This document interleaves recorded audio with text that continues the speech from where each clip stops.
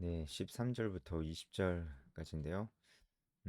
이러므로 우리가 하나님께 끊임없이 감사함은 너희가 우리에게 들은 바 하나님의 말씀을 받을 때 사람의 말로 받지 아니하고 하나님의 말씀으로 받음이니 지금 이제 앞서 바울이 어떤 그 자신이 순수한 목적으로 복음을 전하는 것에 대해서 계속 강조를 했었죠. 그것이 이제 진짜 말 그대로 바울이 가지고 있었던 순수한 복음에 대한 열정을 얘기하는 거기도 했지만 또 그 당시에 이런저런 말을 하면서 사람들에게 돈이나 받으러 돌아다녔던 그런 사람들, 그런 철학자들과 자신이 같지 않다라는 것을 얘기하는 거기도 했습니다.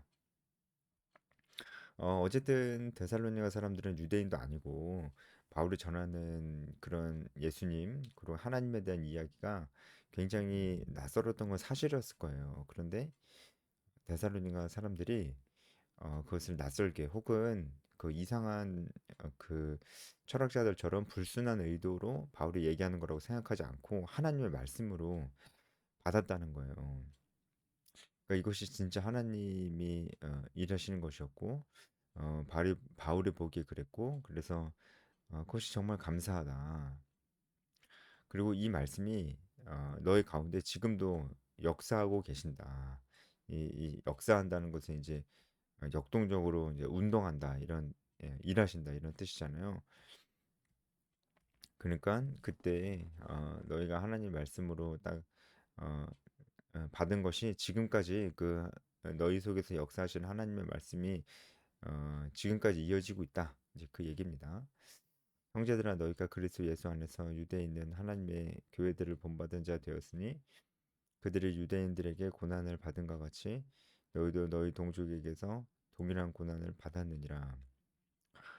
이제 데살로니가 사람들이 받고 있는 고난에 대해서 좀 더 얘기를 하는데 어, 유대에 있는 하나님의 교회를 본받은 자가 되었다. 이 데살로니가 사람들이 이거 좋은 의미에서 이제 그런 거죠. 좀 무슨 이제 율법주의나 그런 것이 아니고 어, 좋은 의미에서 유대에 있는 하나님 예루살렘 포함해서 하나님의 교회들을 이제 본받은 바가 되었고 그들이 유대인들에게 고난을 받았다라고 하는데요. 실제로 이 유대 땅에 있던 교회들은 같은 동족인 유대인들에게 고난을 받았습니다. 뭐 이제 그 예수님을 믿는 자들을 하나의 이교라고 생각을 했잖아요. 이교도라고 생각을 했어요.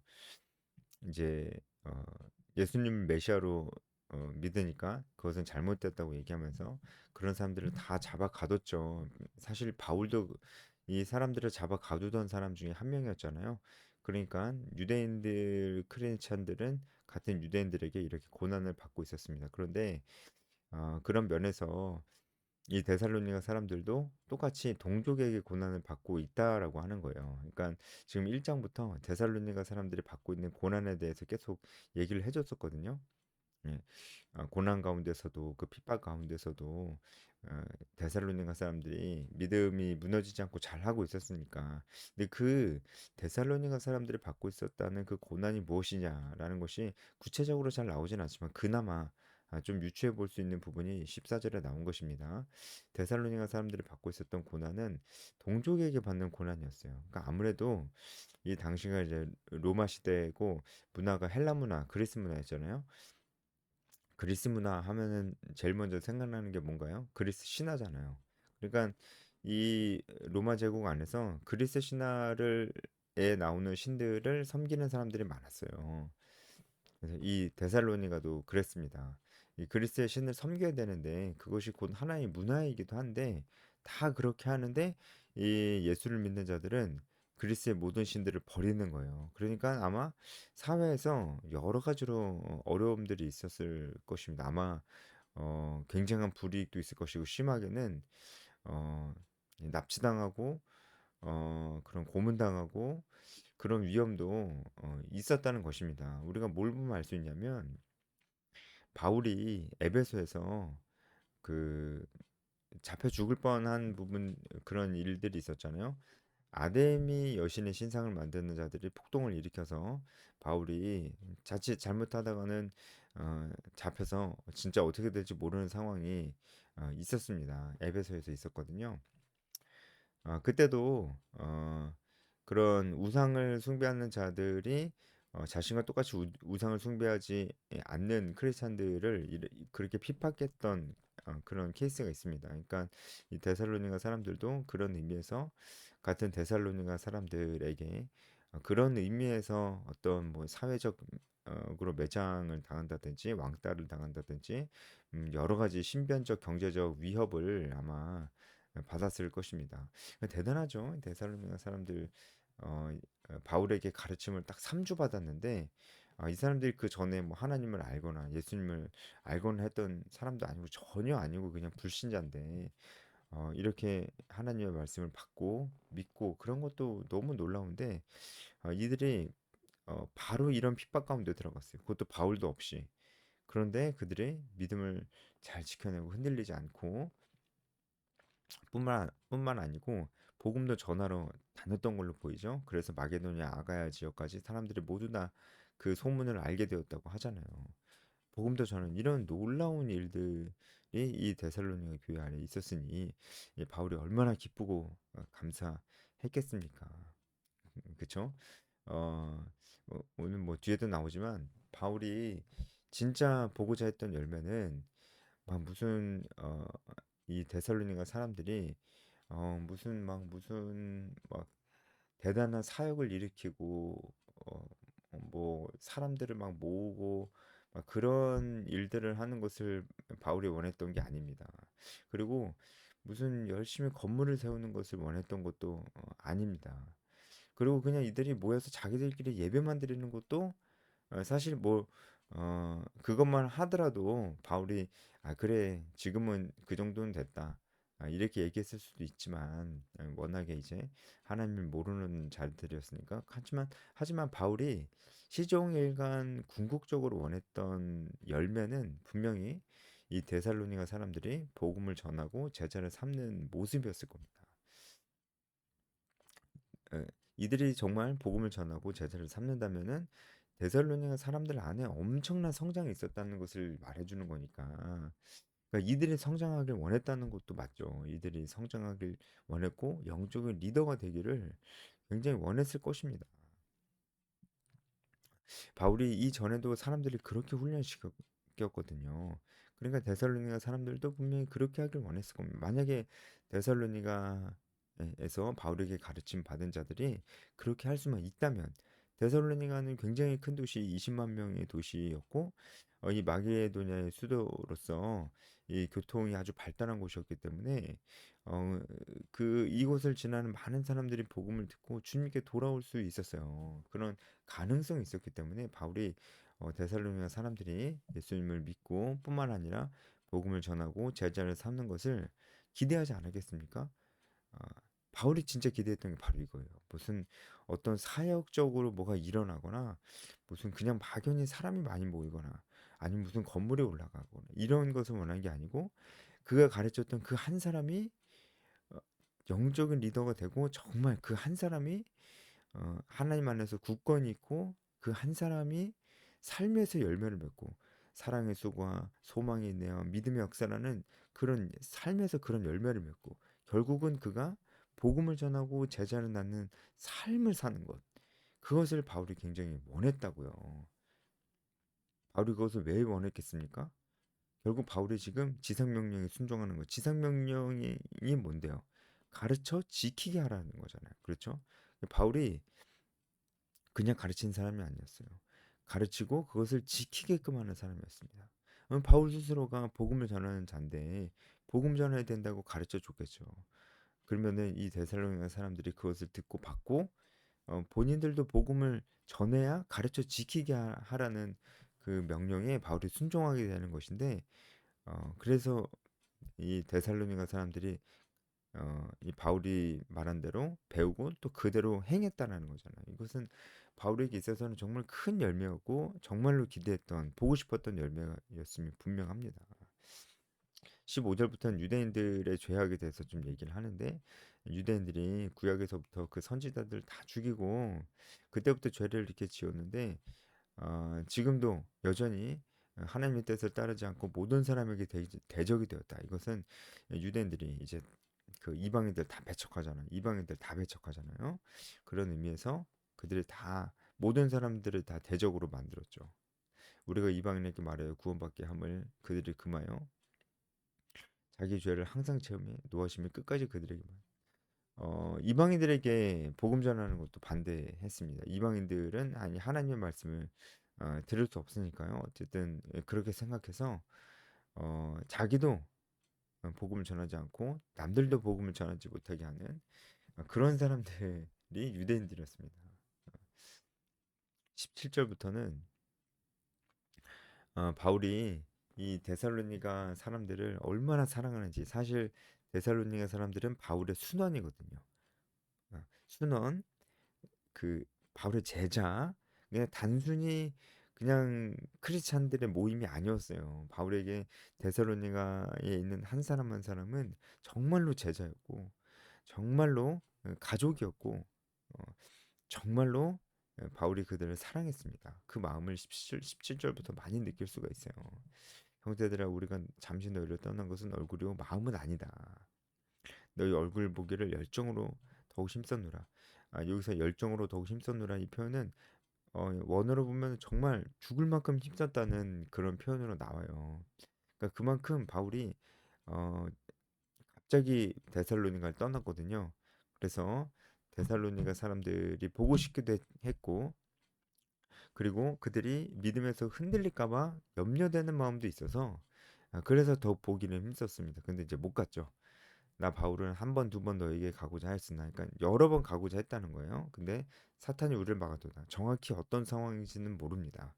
사탄이 어떤 식으로 정확히 막았는지는 이제 모르는데 사람들이 이제 유추하는 것은 사도행전 17장을 보면은 바울이 이제 데살로니가에 들어가고 데살로니가에서 있었던 일들이 짧게 나오는데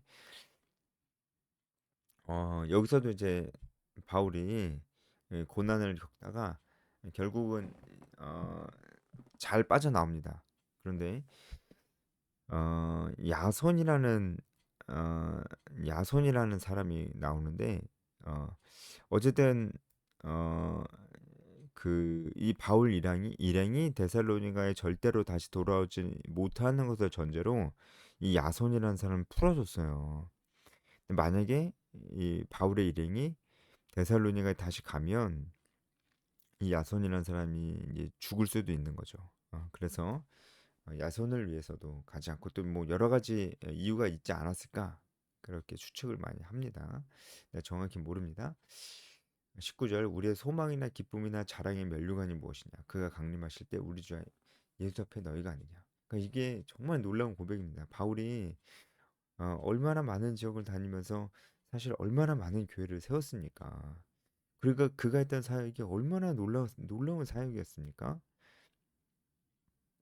그가 정말 영적 리더십도 있었고 정말 사역을 일으킬 수 있는 그런 사람이었어요.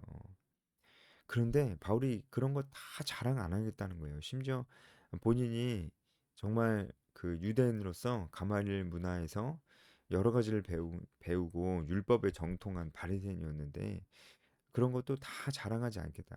내가 오직 주님 앞에 섰을 때 주님 다 아시니까 주님 앞에 섰을 때도 내가 당당하게 주님 어, 이것이 제 자랑입니다라고 얘기할 수 있는 것이 바로 너희라고 이렇게 얘기하는 거예요. 바울은 정말 사람을 세우는 사람이었습니다. 사람을 세우는 사람. 여러분 우리도 정말 이 사람을 세우는 사람이 되어야 돼요.